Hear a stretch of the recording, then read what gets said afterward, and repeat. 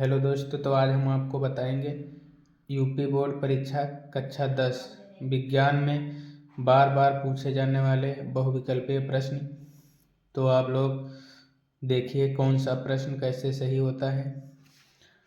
मनुष्य का वृषण देह गुहा के बाहर होता है क्योंकि मतलब मनुष्य का जो वृषण होता है वह देह गुहा के बाहर होता है। क्यों होता है?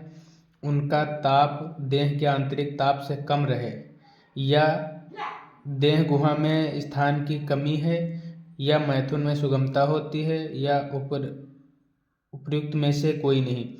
तो इसका मतलब है उपयुक्त में से कोई नहीं, या नहीं मैथुन में सुगमता होती है ये भी नहीं, और देह गुहा में स्थान की कमी होती है ऐसा भी नहीं। उनका ताप देह के आंतरिक ताप से कम रहे, मतलब देह का जो आंतरिक ताप होता है वह अधिक रहता है और जो वृषण का ताप होता है वह कम होता है। अगर यह आंतरिक ताप के देह के आंतरिक ताप के बराबर रहेगा तो इसमें जो शुक्राणु उपस्थित होते हैं वो मर जाएंगे। इसलिए प्रश्न नंबर ए सही रहेगा। नर जनन अंगों में संबंधित ग्रंथि है। नर जनन अंगों से संबंधित ग्रंथि कौन सी है? एपिडिडाइमिस, अधिवृक्क ग्रंथि, प्रोटेस्ट ग्रंथि या अग्नाशय। तो इसमें सही रहेगा प्रोटेस्ट ग्रंथि। प्रोटेस्ट ग्रंथि नर जनन अंगों में संबंधित ग्रंथि है। मानव मादा में निषेचन होता है। मानव मादा जो है उसमें निषेचन कहाँ पे होता है, जनन कहाँ पे होता है? तो मानव मादा में निषेचन कहाँ होता है? गर्भाशय में, अंडाशय में, योनि में या फ्लोपियन नलिका में। तो कहाँ होता है? फ्लोपियन नलिका में। फिर यहाँ पे देखिए, निम्नलिखित में से किसमें मुकुलन विधि द्वारा अलैंगिक जनन होता है? जो इसमें 4 विकल्प दिए गए हैं इसमें अलैंगिक जनन किसमें होता है? तो अलैंगिक जनन अमीबा में, ईस्ट में, स्पाइरोगाइरा में, ब्रायोफिलम में। तो किसमें होता है अलैंगिक जनन? ईस्ट में। जनकों में संतति में संप्रेषित होने वाले लक्षण किसमें विद्यमान होते हैं? जो जनक होता है उससे जो अगली संतान उत्पन्न होती है तो उसमें कौन से लक्षण विद्यमान होते हैं? किसमें? कोशिका द्रव्य में, राइबोसोम में, गाल्जिकाय में, जीन में। किसमें विद्यमान रहते हैं? जीन में। जनकों से संतति में प्रेषित होने वाले लक्षण क्या प्रदर्शित करते हैं? जो जनक होते हैं उससे जो उसकी संतान उत्पन्न होती है तो कौन से लक्षण अगली संतान में भी पाए जाते हैं? तो केवल जनकों में समानताएं, केवल जनकों में विविधताएं, जनकों के साथ समानताएं और विविधताएं, न समानताएं और न विविधताएं। तो कौन सा विकल्प सही है? जनकों के साथ समानताएं और विविधताएं पाई जाती हैं।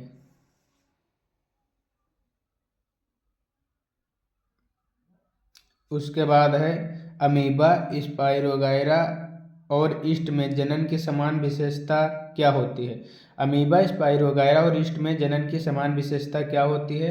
तो ये अलैंगिक रूप से जनन करते हैं, या ये सभी एक कोशिकीय हैं, या ये केवल अलैंगिक रूप से जनन करते हैं, ये सभी बहुकोशिकीय हैं। तो अमीबा, स्पाइरोगाइरा, ईस्ट में जनन की समान विशेषता क्या होती है? ये अलैंगिक रूप से जनन करते हैं, ये अलैंगिक रूप से जनन करते हैं। फिर प्रश्न नंबर 8 है, पुष्प में कितने भाग होते हैं? पुष्प में कितने भाग होते हैं? 3, 4, 5, 6। पुष्प में कितने भाग होते हैं? पुष्प में 4 भाग होते हैं। बीजाणु द्वारा अलैंगिक जनन होता है। बीजाणु द्वारा अलैंगिक जनन किसमें होता है? अमीबा में, स्पाइरोगाइरा में, ईस्ट में, मांस में। तो बीजाणु द्वारा अलैंगिक जनन किसमें होता है? अमीबा में।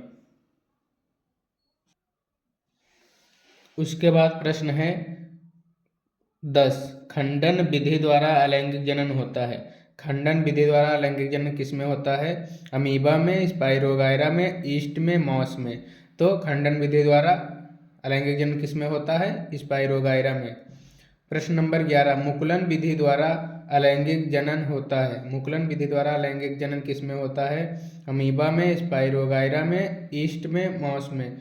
तो किसमें होता है? ईस्ट में। ईस्ट वाला विकल्प सही रहेगा। प्रश्न नंबर 12, हाइड्रा में अलैंगिक जनन होता है। हाइड्रा में अलैंगिक जनन किसके द्वारा होता है? विखंडन द्वारा। हाइड्रा में अलैंगिक जनन किसके द्वारा होता है? विखंडन द्वारा। म्यूकर अलैंगिक जनन होता है। म्यूकर में अलैंगिक जनन किसके द्वारा होता है? विखंडन द्वारा। फिर कायिक प्रवर्धन असंभव है, कायिक प्रवर्धन असंभव है, इसमें से कौन सा सही रहेगा? कायिक प्रवर्धन जड़ द्वारा भी हो जाता है, तना द्वारा भी हो जाता है, पत्ती द्वारा भी हो जाता है और उपयुक्त में से सभी के द्वारा कायिक प्रवर्धन होता है। द्विनिषेचन पाया जाता है। द्विनिषेचन किस में पाया जाता है? सभी जीवों में, सभी पादपों में, आवर्तबीजी पादपों में, केवल जलीय पादपों में। तो इसमें किस में पाया जाता है? आवर्तबीजी पादपों में। तने पर अपस्थानिक कलियां पाई जाती हैं। किसके तने पर? पुदीना में, आलू में, ब्रायोफिलम में, सभी में। तो किस में पाई जाती हैं? ब्रायोफिलम में। पत्तियों द्वारा कायिक प्रवर्धन होता है। पत्तियों द्वारा कायिक प्रवर्धन किस में होता है? पुदीना में, आलू में, ब्रायोफिलम में, सभी में। तो किस में होता है? ब्रायोफिलम में। 17 का सी सही रहेगा। अंतरावस्था के दौरान केंद्रक में किसका जाल होता है? अंतरावस्था के दौरान केंद्रक में किसका जाल होता है?